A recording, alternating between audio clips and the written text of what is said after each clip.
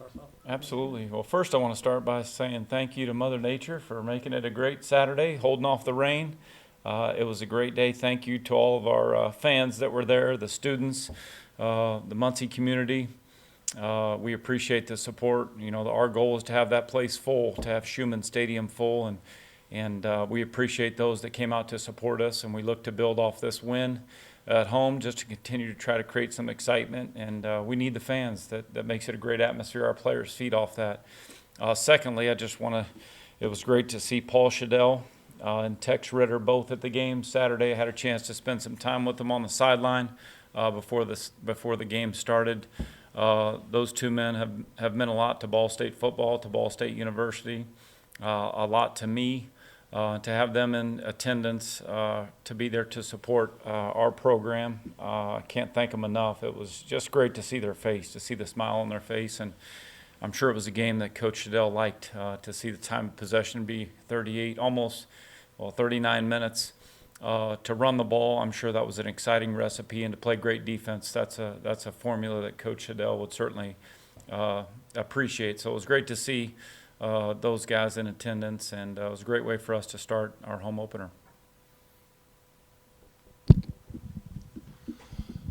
Coach, something we didn't talk about much after the game was the rushing totals, 3 yards for Eastern Kentucky. So I was curious, how much did you guys kind of decide to try to stop the run? It seemed like you brought a lot of pressure early. Were you kind of dedicated to that? Well, our defensive staff knew. Obviously, when you have 4 possible quarterbacks that could play in the game, the goal would be, number one, to stop the run and put the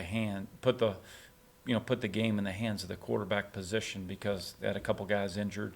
So for us, the mindset going into the week, it all started with stopping the run, and the defensive staff and the defensive players did a fantastic job of getting that done. To have 3 yards rushing at the end of the day is, it's very impressive, to say the least.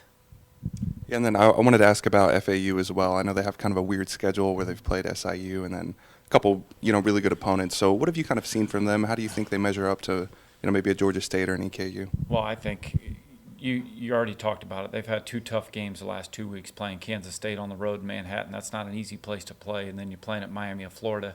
Those are 2 tough contests the last 2 weeks. They won their home opener against Southern Illinois. This is a good football team. This is a talented team skill-wise. They got some athletes. They've got good pass rush. I mean, they've got some playmakers on the offensive side of the ball. I know they're looking forward to erasing what just happened for them this past weekend against Kansas State. I know they're chomping at the bit to get back home. We're going to get their best effort. But I have a lot of respect. I played at Florida Atlantic when I was at Tulane. It's a great stadium. It's a good place to play. So we're going to have to beat our best. It'll be hot, obviously muggy. We've encouraged our guys, make sure we're paying attention to hydration and making sure that starts out at the beginning of the week.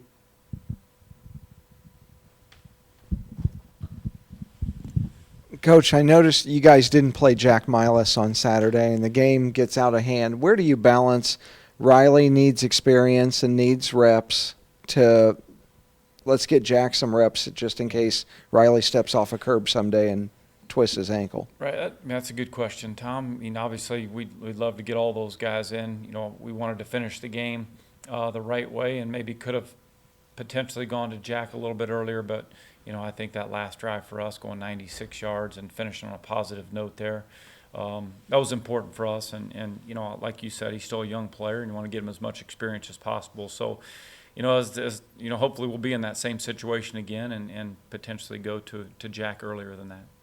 And Zach Ryan leads you in tackles. He's not the biggest guy, but he brings an attitude. He always has from day one. What makes him special other than just a fierce football attitude? I just think the way he approaches the game. When I say the game, not just on the field, but his preparation in the classroom, his preparation over on campus as a student.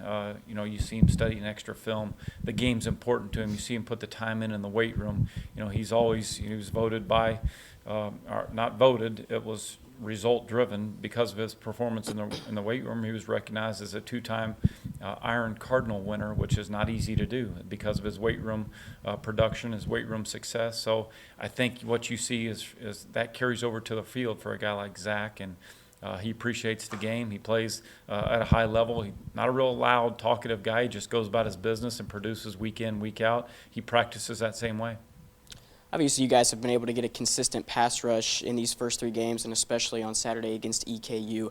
The guys rushing the passer this year, from a personnel standpoint, are basically the same guys that were rushing the passer last year, but they just weren't nearly as effective last year. As far as that improvement goes, do you credit more Coach Doust and his scheme, or just guys getting better over the offseason? No, I think just the players buying into what we've asked them to do, and that starts with how they practice. It starts with how they go about their business in the weight room, and I think Coach Doust, Coach McKenzie, the defensive staff has done a great job with those guys. It's a different approach maybe in practice. I don't know what they've done in the past. It's not really for me to decide or to critique. We're worried about just trying to practice the best we can. The kids have been great that way in practice. Fortunately, the results have carried over to the field for us defensively and getting after the quarterback. And conditioning's a big part of it. We always encourage those guys. We're going to condition. It's not going to be easy. Training camp was not easy from a conditioning standpoint. We always run through the week right now in practice. They're not, they don't like me sometimes through the week, but that's because we're trying to encourage them that conditioning third and fourth quarter can win us some football games, and I think those guys see that can pay off. One of the guys who was in the backfield a few times on Saturday was Aaron Taylor. He had 13 tackles, I think, against IU. What impresses you most about what he brings to the table from a defensive standpoint? He's a passionate player. He plays the game with enthusiasm. He plays the game. He has fun playing the game. I like those qualities about Aaron. We all know that he's a talented player. But I appreciate as much as anything else just the way he plays the game. I can always hear Aaron Taylor out at practice, and for all the right reasons, because he's passionate, he's having fun, he's encouraging his teammates. You like to see that, man. You work so hard that you want to also make sure those guys have fun playing the game, and that's who Aaron Taylor is. And I know he's dying to go out the right way. He wants to have a great senior year, as do the rest of the guys. And we're only 3 games into it. We're 2-1, a lot of positives, but we still got a lot of work to do too. You guys obviously have played quite a few running backs in these first few games. We saw a lot of 30 personnel, like you talked about last week on Saturday. But 3 straight games now, James Gilbert has led you in rushing yards. Him specifically, what impresses you about him, and what have you seen on film from him in the last 3 games? Well, James runs hard. I think he's a downhill runner, which they're all a little bit different in terms of the skill set that they offer. But James is a downhill guy that runs through tackles. He's physical. He's that guy that when you need a tough yard, there's a pretty darn good chance that James Gilbert's going to get that tough yard. So again, the credit really just goes to his hard work, his preparation, working hard in the weight room. All those things go into it. Saturday is when you have a chance to show off, and I shouldn't say show off. That's when you have a chance to show what your the hard work that you put it in practice, the hard work you put it in the weight room. All that comes to fruition on Saturday afternoon. And for a guy like James, that's just who he is. You're going to see the same thing from James week in, week out. Coach, every team in the eastern half of the United States recruits the state of Florida. Will you have any type of recruiting activity going on at your game at Florida Atlantic? We will. We've been in contact, obviously, with some kids from Florida. It takes longer in the recruiting cycle to get commitments from kids from Florida, just because of, number one, the distance. Number two, obviously, a lot of schools recruit Florida, so it's not as you don't get a commitment from those kids as quick as you do from other kids, and that's rightfully so. We'll play the game.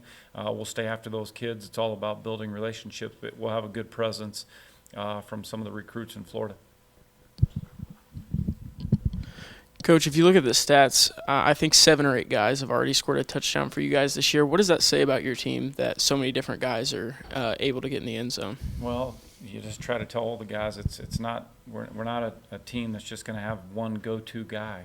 There's guys that have put work in practice, and they all deserve, if they're doing their business and they're handling their business the right way, they're all going to have an opportunity to be put in a position to have success and to utilize their skills. So just encourage them, hey, you just keep putting it out there in practice. We'll take notice, and you'll have an opportunity to make some plays. So that's the message for all the guys. Offense, defense, special teams, doesn't matter. But that's a good problem to have. When you have that many guys that have touchdowns, that just shows you that, it's an offense, and that will spread the ball around and get the ball in the hands of our playmakers, or not just one. Hopefully there's multiple. And after the IU game, you talked about kind of not letting the lows get too low. After a big performance on Saturday, especially on the defensive side, how do you go about not letting the highs get too high and stay motivated for this week? It's always been, for me, it's all just be humble and stay hungry.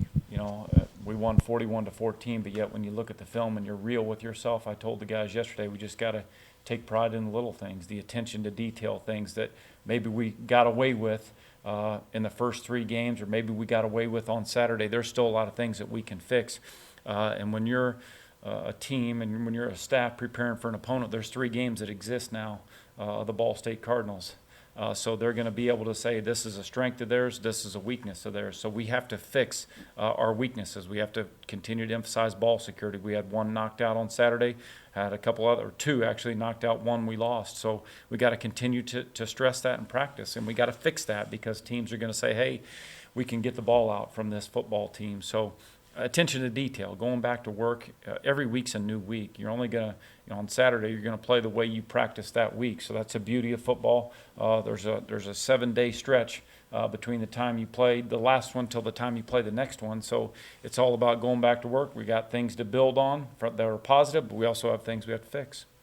Devin Reese seemed to be a guy who made big plays consistently through camp and in the practices leading up to the season. In the first 2 games, it didn't really translate to the game, but then obviously on Saturday, I think he had 6 catches. What was it, do you think, that finally clicked for him, and why did it translate on Saturday? Well, proud of Devin, proud of the effort that he had on Saturday for him, and we had a conversation with last week. Devin's one of those guys that always works hard in practice, and yes, maybe the first couple of weeks didn't quite see it show up on the field as much as you would like, so just tried to encourage him, hey man, you just need to settle down, you need to play, and what we saw in training camp out of you needs to show up on the game field. And I think for him, he just kind of went back, focused on each practice last week, 1 day at a time, knew he recognized some of the mistakes that he was making, and he just went out Saturday, he relaxed, maybe he fed off the home crowd like we all did, and he went out and he played and he made the plays that came his way, and that's what you want to do. He had the 1 fumble on 3rd down that we had the first, went back, so obviously after the game the first thing that he recognized and wants to fix is that fumble. Do you have any updates on either Kevon or Tyree? Not right, still kind of early in the week. Don't really have a lot of information right now. Anticipate both of those guys hopefully being back in the lineup with us this week, but we'll see as we get back out on the field tomorrow for our first day of work. To kind of play off that, we talked some about, with Kevon and Corey both being out for parts of Saturday's game. You had the younger guys step up. If everybody's healthy, do you still think a guy like Hazelton can come in and get some reps, or does he kind of fade out a little bit? No. Obviously, Damon's one of those guys. I think you can see the kind of skills that he possesses, and he's worked very hard. So there's a role for him for sure. If those guys come back, they got to continue to work hard, to get on the field, and we're going to rotate guys, and Damon's one of those guys though that is just now scratching the surface. Obviously, 3 games into his freshman year, what kind of potential he has. He made some big plays on Saturday, and we'll just continue to work hard and continue to develop him. I know you mentioned before that the 96-yard drive there at the end was kind of important for you guys, I guess, to end the game on the right note. Did you feel like the offense had a period there where it was kind of in a lull? And moving forward, do you think that there's still more to kind of be had with the offense? Well, there's always more. I want to score a touchdown on every possession. So when you accomplish that, then then you can say, okay, I feel good about what we did offensively. But always, you have to be hard on yourself. You have to critique yourself. You have to expect to score a touchdown on every possession, and you can't be satisfied. When you score, when you kick a field goal, or when you put your punt team out there. I look at Schmidt every day when we're in the game, and I'm like, I don't want to see you on the field. I like you, but I don't want you to play because I want to score a touchdown. So, I think for us, the mindset's always got to be that way. When you take the field, you expect to score, and you don't come off the field unless we do. That's just got to be our mindset. That has to be our approach on how we go about our business. And I know you've talked too about not hurting yourself with turnovers. Well, one area that, I think it showed up a lot on Saturday was penalties. EKU had several big ones that really hurt them. You guys seem to do pretty well with not being penalized. But then I guess also with FAU, they had a lot of penalties last week. So I guess moving forward, How important can that be for you guys, just staying disciplined there? Well, I complimented our guys yesterday when we watched the tape. To have 4 penalties in the game, I complimented them on being disciplined and playing good, smart football. And there's those moments that get heated in a game where, we had a couple of close calls the other day where a guy hit our guy and you're trying to resist from maybe going back at him, but that's when you got to be a man. You got to walk away and say, hey, I don't want to put my team in a bad position here. So we just, I commended him for that, but yet that's got to be something that shows up for us week in, week out. You don't want to hurt yourself or set yourself back because of penalties pre-snap. I can handle an aggressive penalty. We've got no problem with that, but just making sure we don't shoot ourselves in the foot and play smart football, play disciplined football, and it's always going to give you a chance.